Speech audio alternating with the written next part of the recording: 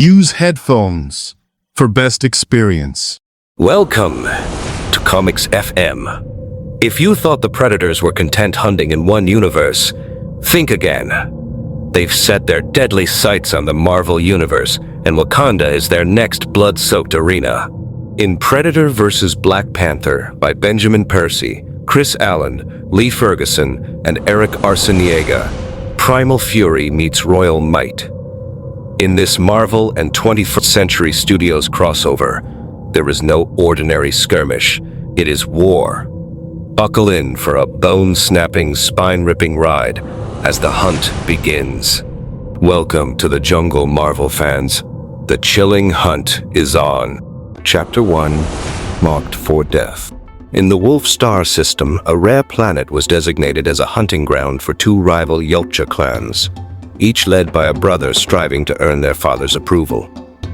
The younger, disabled brother demanded the right to lead a hunt despite his physical limitations. Though their father allowed it, he gifted the prized Vibranium kinetic spear to the stronger son, exposing his favoritism. God metal, they called it.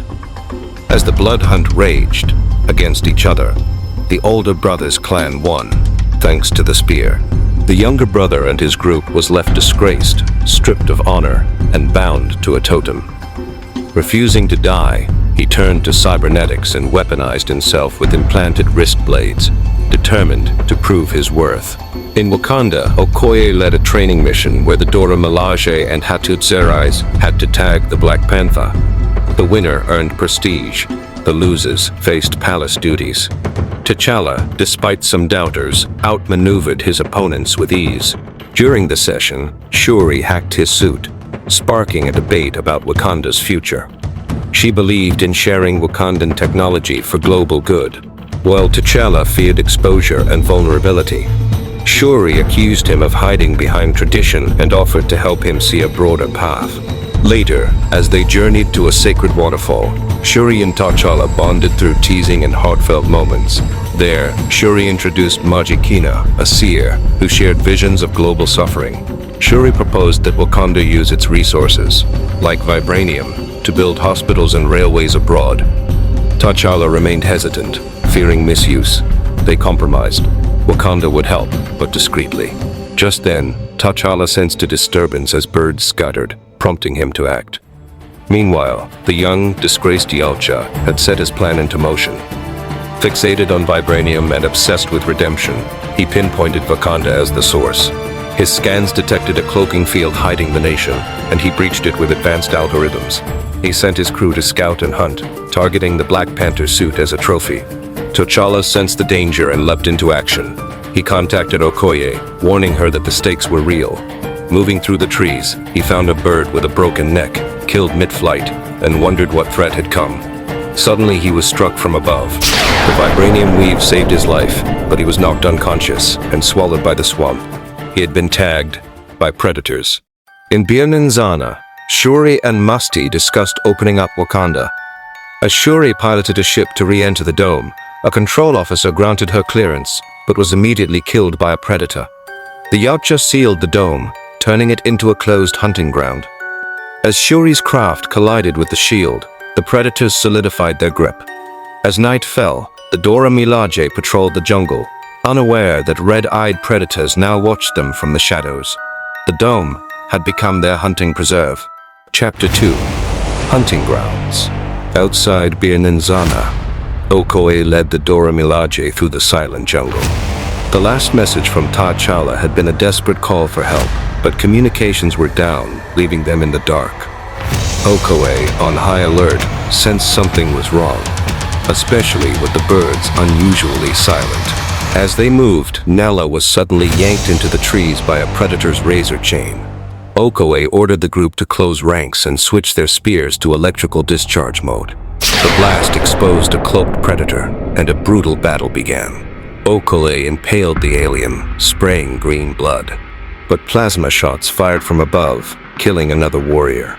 Okoye shouted for a retreat. Meanwhile, T'Challa regained consciousness in darkness. Injured by multiple plasma blasts, he survived only because of his Panther suit.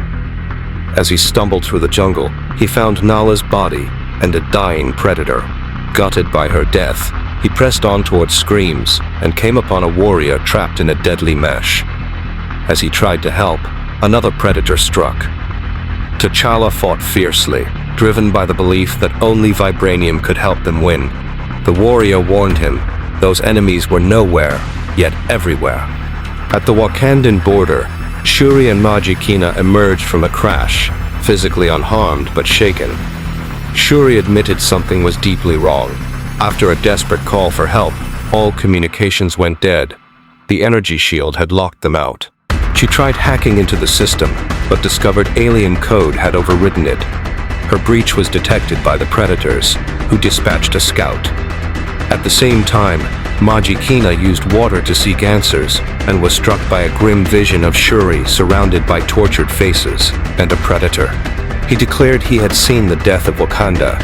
Shuri confessed she feared the rot wasn't outside Wakanda, but within. A horror had arrived, one she couldn't name. Determined, she tried again to access the system, but was attacked from behind by a cloaked predator. Within Wakanda, T'Challa noticed the jungle shifting like wind-blurred water. He spotted a camouflaged predator and fought it, striking a powerful blow that knocked it into a swamp. He realized the threat wasn't from world powers. As the predator thrashed in the water, a crocodile attacked it. T'Challa considered sparing the alien to interrogate it, but mercy would have endangered the beast. He delivered the final blow as the crocodile tore the predator apart. A surviving warrior approached, reporting that their forces had panicked and scattered. T'Challa urged them to regroup immediately. Unbeknownst to him, the younger Yautja, brother to the slain predator, watched from the trees. He respected T'Challa's prowess. The king had killed a seasoned hunter and survived plasma fire. The brother predator considered T'Challa's vibranium suit the ultimate trophy, but a call from his clan summoned him away, and he reluctantly abandoned the hunt. For now, he reached the Great Mound, where the clan's true target lay. Torn between bloodlust and duty, the predator ventured into the mountain. There he discovered veins of god metal, vibranium in its purest form. Greed took hold. He envisioned weapons, armor, fleets, and a throne. He dreamed of his father and brother humbled. His path to reclaiming honor was clear. The thrill of the hunt could wait. Chapter 3. The Regrouping. At the Great Mound, the young Yautja stood in awe. To him, this was power. He imagined the vibranium surging through his limbs, turning his body into an unstoppable arsenal. He saw visions of himself armored in god metal, commanding warships and claiming a throne of vibranium with his brother's skull mounted as a trophy. Greed burned in him. He and his hunting party would take everything, from the beasts above to the precious metal below. In the jungle, the hunt continued. One predator was ambushed by a massive blow. Okoye struck decisively, using her knowledge of Wakanda's terrain to her advantage. She had already slain 3. These hunters were now prey. At the same time, Black Panther fought another predator in the trees, slamming it down in a brutal takedown. He and Okoye reunited. She was relieved but admitted she'd feared he was dead. T'Challa confirmed that many had nearly died. Akili warned that Bianinzana might be under siege. T'Challa told the group they now knew the enemy. They had to be smarter. T'Challa analyzed the situation. The predators weren't just hunting. They wanted vibranium. There were other places to hunt, yet they chose Wakanda. He realized it was always about the vibranium. He ordered everyone to the Great Mound. Outside Wakanda's borders, chaos erupted. Shuri, trying to manage the system breach, was attacked by the predator. Magikina was repeatedly hit. He spoke cryptically of water and blood and almost fainted from the attack.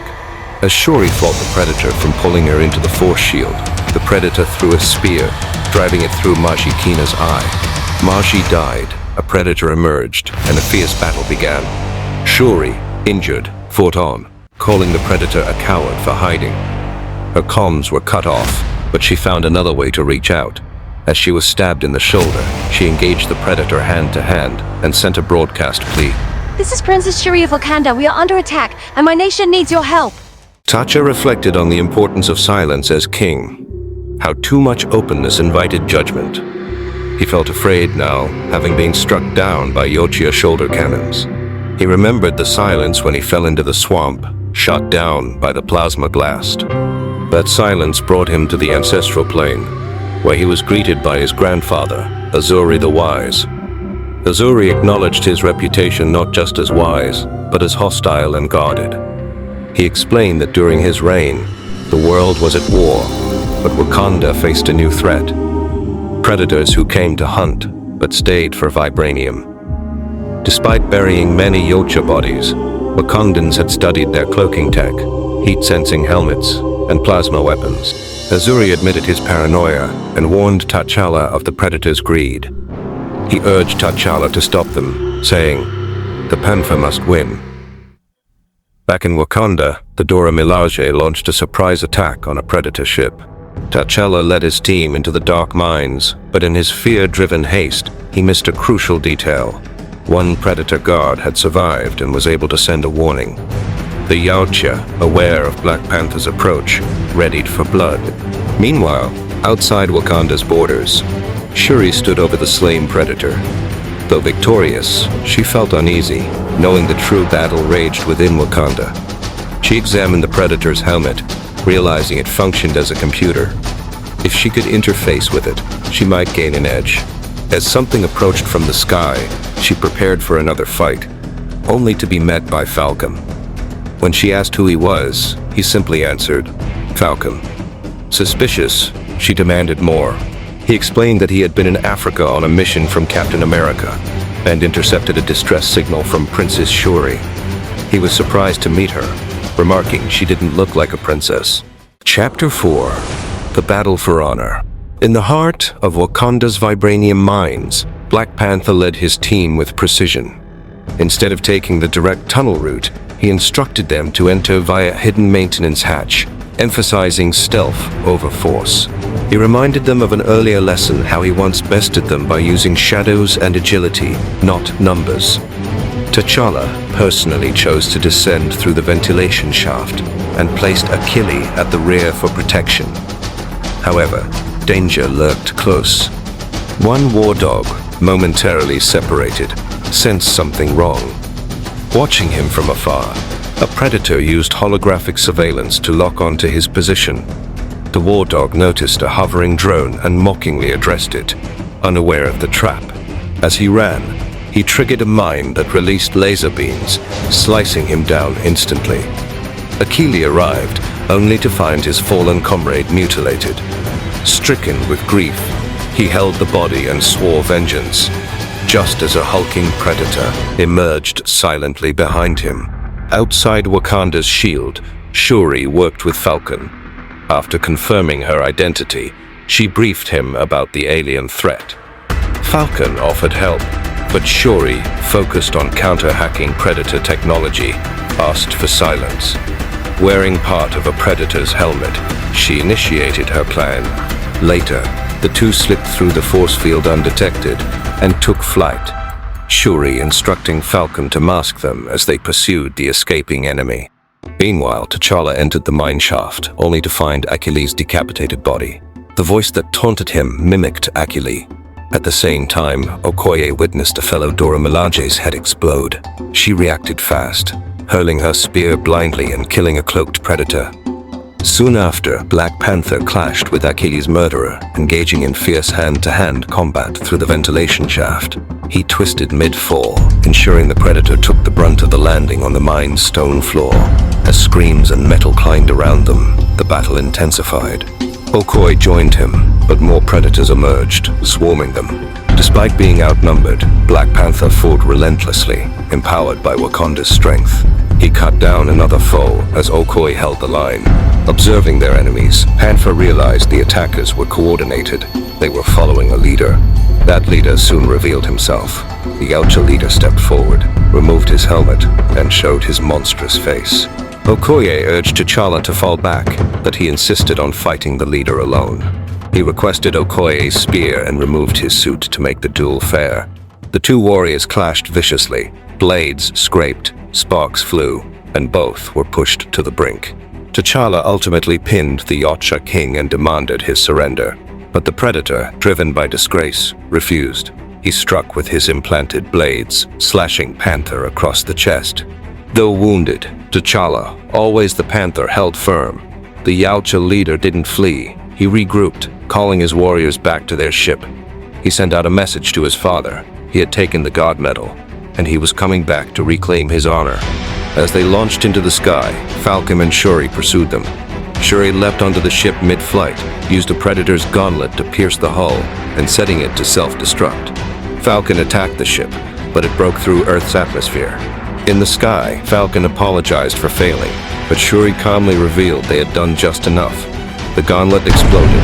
The ship and its contents, Vibranium fees and the traitorous Yautja, were incinerated mid-journey. T'Challa and Okoye stood together as a fireball lit the sky. But their relief was short-lived. Far away, the Predator King and his favorite son received the warning signal from his now deceased younger son. The data spoke of God Metal, Vibranium, and its limitless potential. The Predator King realized its worth, enough to empower their arsenal beyond anything in the cosmos. Earth was now marked. Their conquest had only just begun. Thank you. That ends our story for today, but make no mistake, the Yautjas will return, and T'Challa will be ready to meet them again in the shadows of Wakanda. Drop your thoughts in the comments. Did this clash leave you breathless? Don't forget to like, share, and subscribe to keep the hunt alive. Support the comic book industry by picking up the originals. Every character in this video belongs to their rightful publishers. And remember, this was only the beginning. The hunt has just started.